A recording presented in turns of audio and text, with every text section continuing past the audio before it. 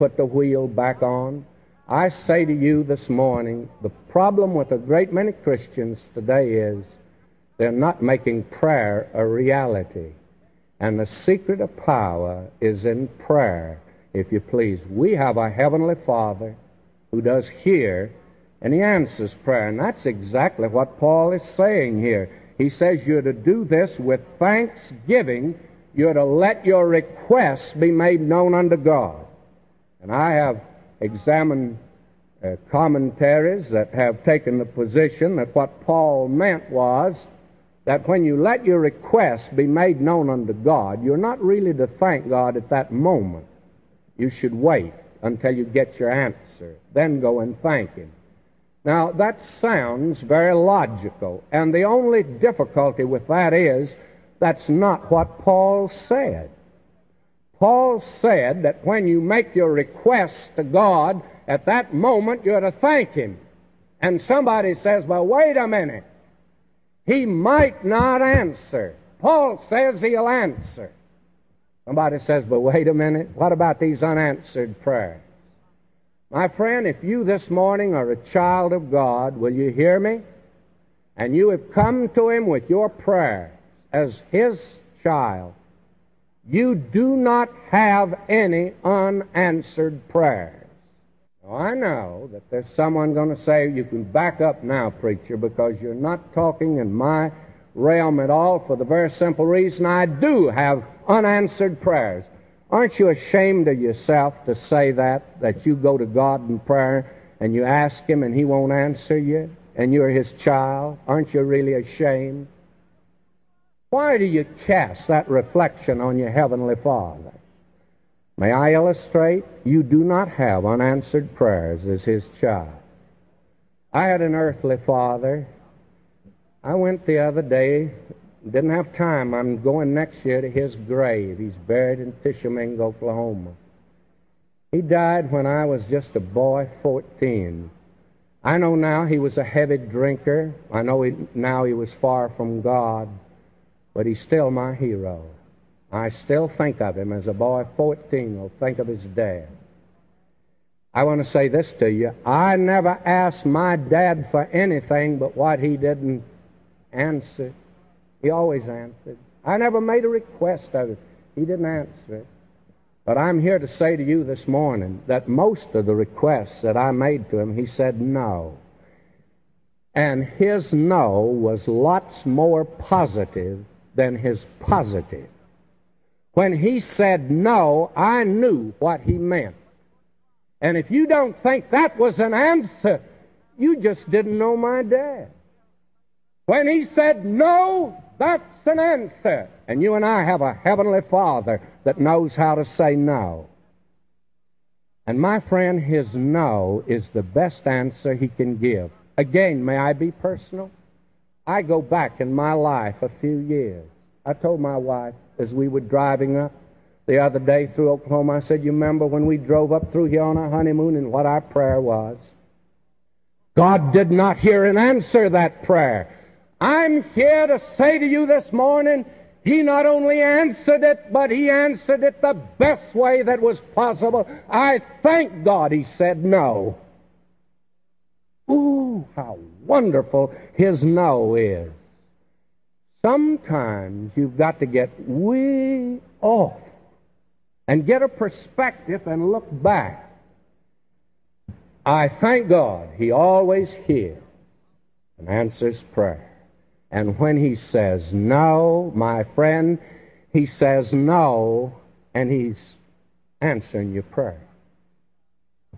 God hears, answers prayer. That's the secret of power. Now will you look at the sanctuary of power? Listen to him. Finally, brethren. And I love this in the epistle to the Philippians. If you would turn back to chapter 3, you'll notice it opens with, finally, my brethren. Did you know that Paul has set us preachers a marvelous example? He said finally at the beginning of chapter 3, and he wasn't but halfway through. He thought of something else to say and said it. And today, somebody said to me, you said finally, and then you just kept on going. Well, Paul did that too. And I always like to follow the Apostle Paul. Now, he's coming really to the end now. You can really believe he's going to end. He says, verse 8, finally, brethren. Listen to this. Someone has said this is the briefest biography of Christ that's ever been written. Finally, brethren, whatsoever things are true, whatsoever things are honest, whatsoever things are just, whatsoever things are pure, whatsoever things are lovely, or the Greek is gracious, whatsoever things are of good report, if there be any virtue, and that has to do, that's the Roman word, and it includes courage. If there be any virtue, and if there be any praise, think on these things. This is the briefest biography of Christ that's ever been written. Who is it that's true? He is. And he's the only one you can trust today. I talked to a young preacher the other day. He's getting out of the ministry, and his problem has been he's been looking to man. And I said, you should never look to man. They'll disappoint you every time. Look to him. He's the only one that's true. He's the only one you can believe in. Polycarp, when they asked him, he's 80 years old, they said to him, won't you deny Jesus?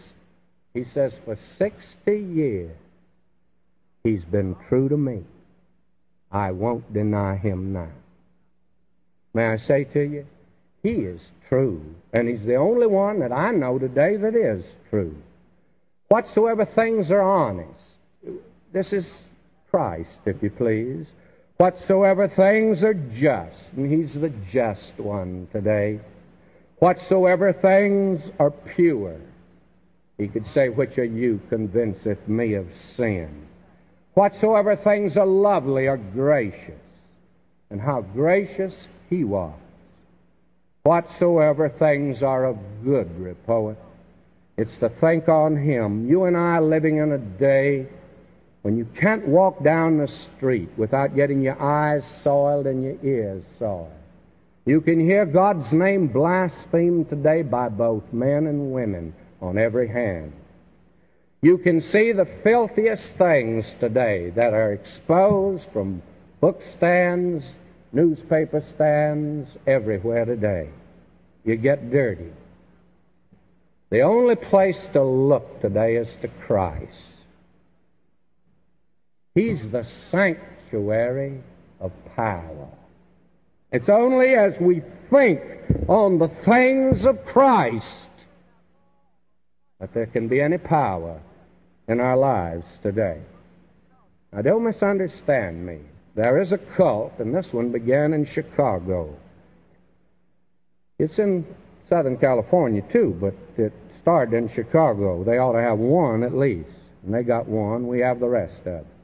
And this one started back there. I won't give the name of it. You'll recognize it, some of you. They have a temple in Chicago. I've never been in it, and I've wanted to go, but never made it out there.